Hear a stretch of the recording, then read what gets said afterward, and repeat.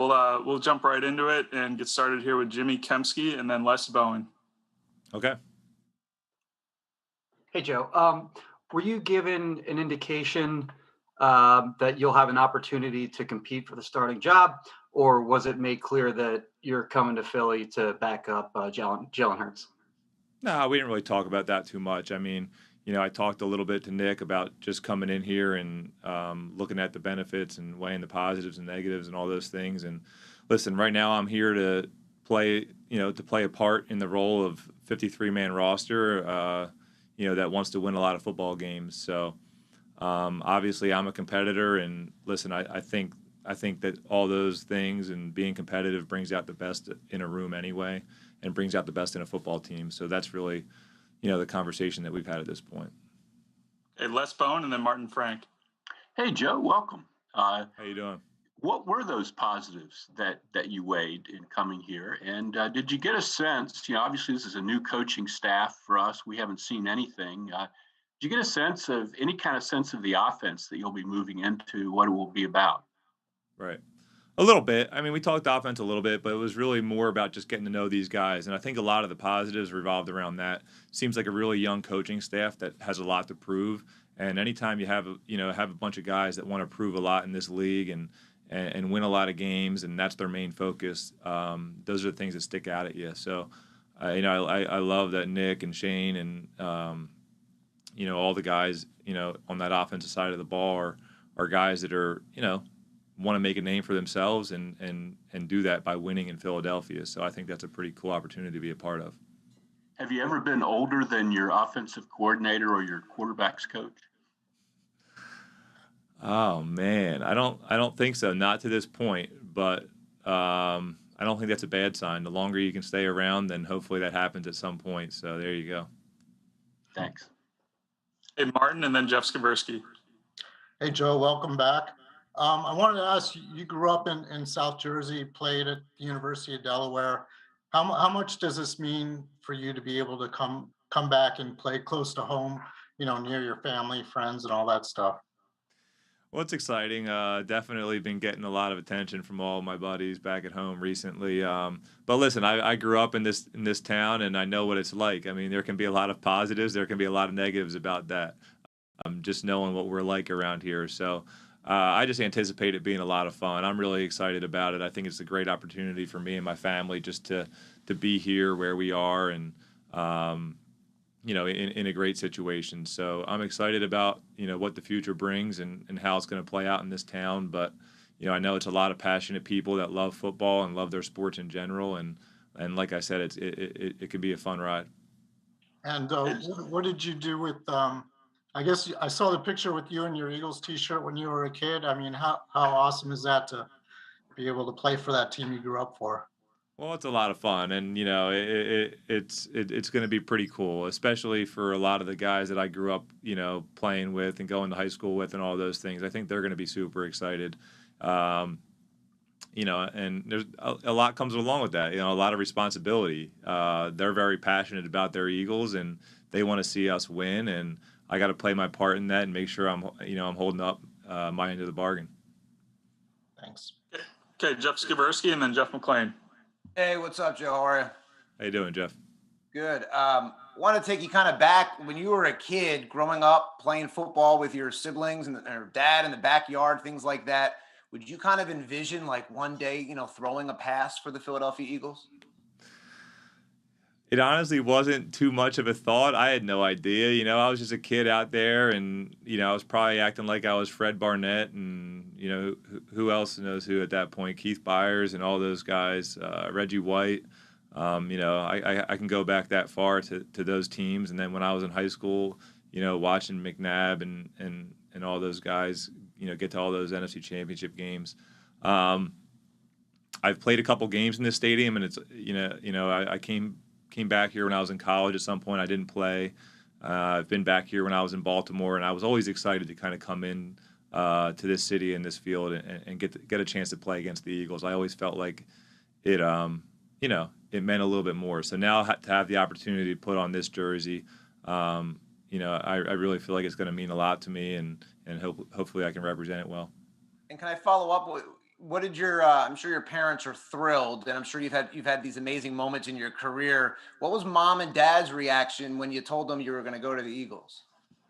Well, it's funny. Everybody asks me that, how happy is your family and all that. And honestly, they just want what's best for me. They want me to be happy. And, the fact that I am and the fact that I'm excited about this opportunity, I think that's what makes them, feel the best. Thank you. Okay, Jeff McClain and then Zach Berman.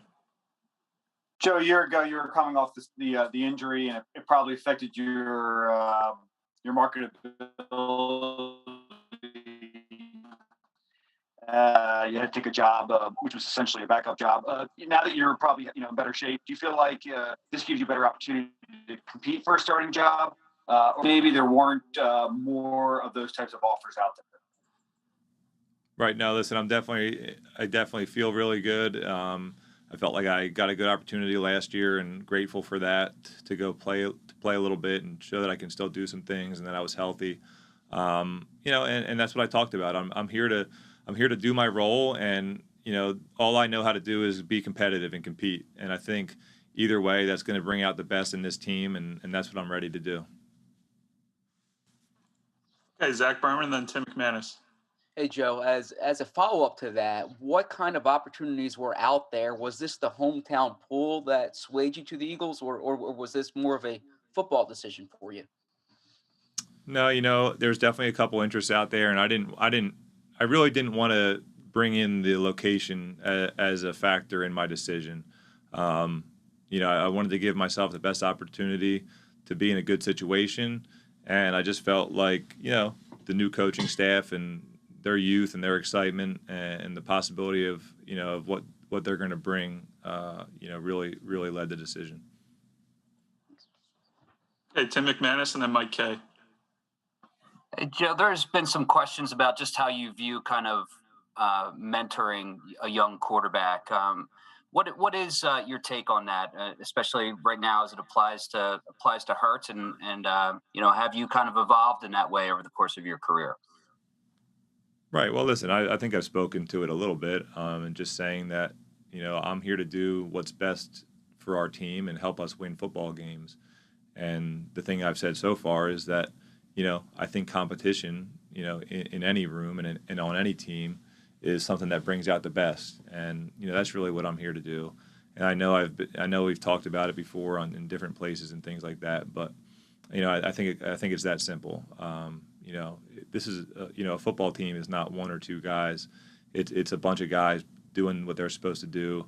And, quarterback rooms, that's how they are in general anyway. You get in there and you grind and you go to town on the game plan, and it's always, it's always a very tight room that everybody in there has a lot of input and bounces things off of each other, and we work together to get the job done. So that's how it's going to be, and that's how it always is. Okay, Mike Kay and then John Clark. Hey, Joe. Nick obviously worked with 3 different starting quarterbacks in Indy. Shane's obviously worked with Tyrod, who you have a relationship with. Did you reach out to Phillip or Tyrod or Andrew to kind of get a sense of the play calling and the coaching style of any of these guys? I did not. I thought about reaching out to Tyrod, but I didn't end up doing it. I felt comfortable enough when I came in here and met with these guys, and liked the feel I got from them, liked the little bit of stuff that I got on the football side of them. And, I obviously Shane was out there last year in LA, and they were able to do some good things with a young quarterback. And, there's some exciting things there for sure. John Clark and then Dave Zangaro. Hey, Joe, congrats on coming home here. Yeah, thank you. So will you mentor Jalen Hurts and help him? Well, like I said, I think every quarterback room, guys help each other.